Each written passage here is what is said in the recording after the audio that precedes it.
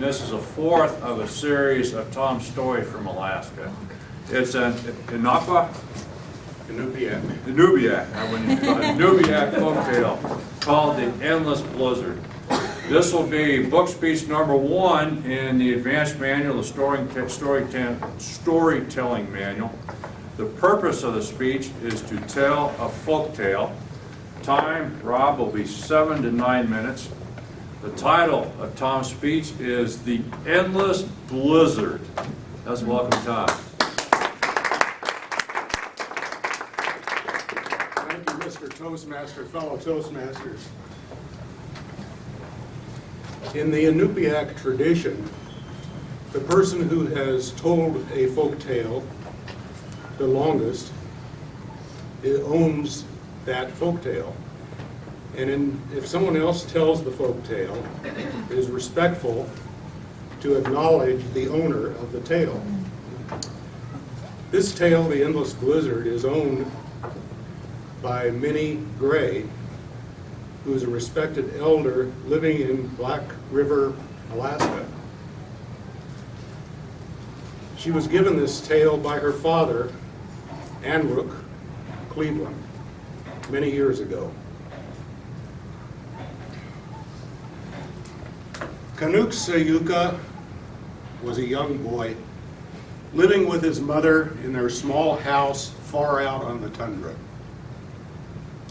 Even though he was very young, Canuck Sayuka became a great, skilled caribou hunter.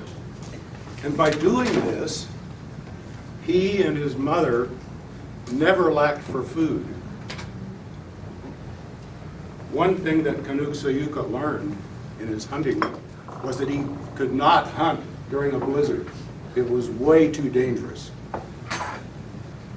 He could get lost, and in the blowing snow, he couldn't find the caribou tracks, and he couldn't see the caribou. So he learned that he could only hunt during clear weather.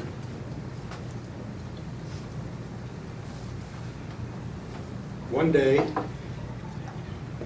a blizzard started up. Now, he was used to blizzards. They had lasted 2 or 3 days, and then they ended, and the weather was clear again, and he could go hunting. But this blizzard kept going day after day after day. It never ended. It went on for a week and another week. And Canuck Sayuka and his mother were running out of food, and they were facing starvation. And Canuck Sayuka knew that he had to get out of the house. He had to do something. So he decided to go and see if he could find out what was causing this never-ending blizzard to keep blowing. So he bundled up in his warmest clothes, put on his hat and his hood, and walked out the door into the raging blizzard, and walked into the wind and the blowing snow coming at him. He kept going. He kept going. He was getting cold. And finally, he realized that as he was walking through the blizzard, every once in a while, the blizzard would just stop for a little while. And then pretty soon, it would start up again. And then it would stop for a little while, and everything would be calm.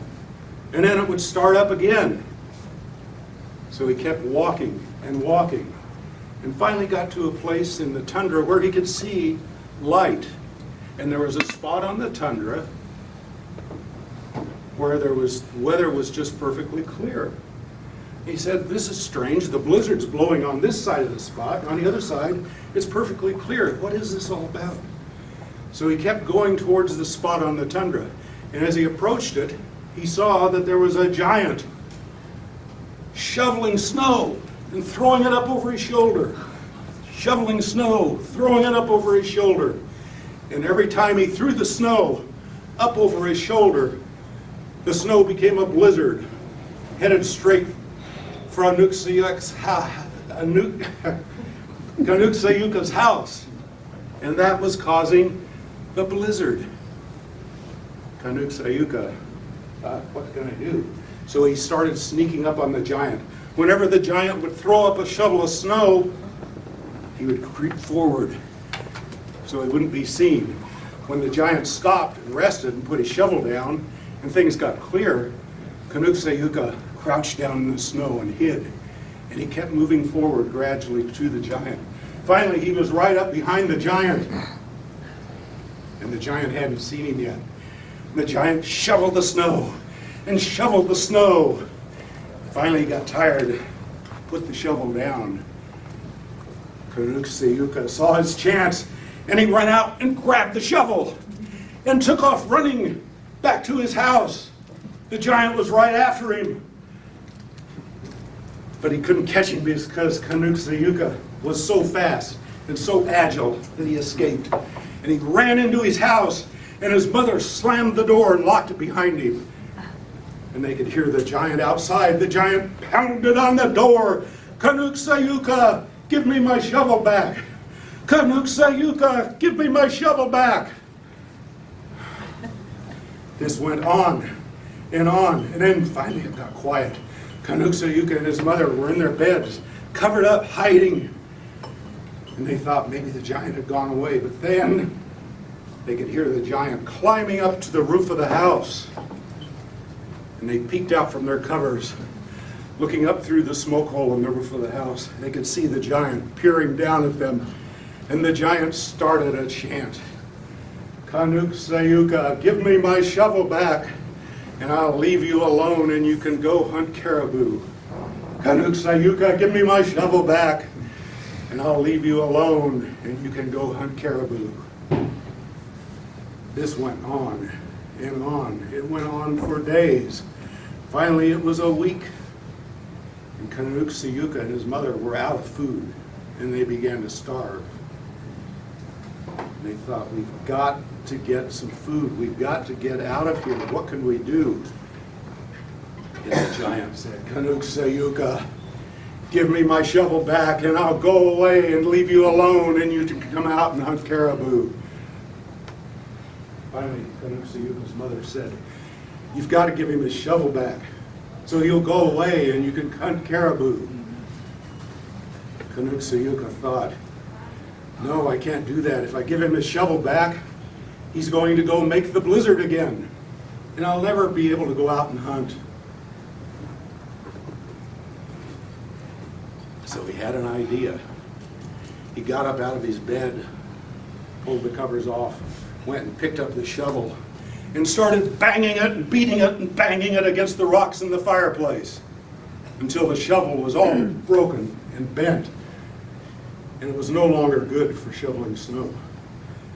And then he handed the handle of the shovel up through the smoke hole and said, here, you can have your shovel, but you've got to go away. And the giant grabbed the handle, let out a laugh, pulled the shovel up, and ran off into the tundra. But as he was going, he saw what Canuck had done to his shovel, and it was broken. And he let out a long wail as he ran. But he never came back. And there were no more endless blizzards.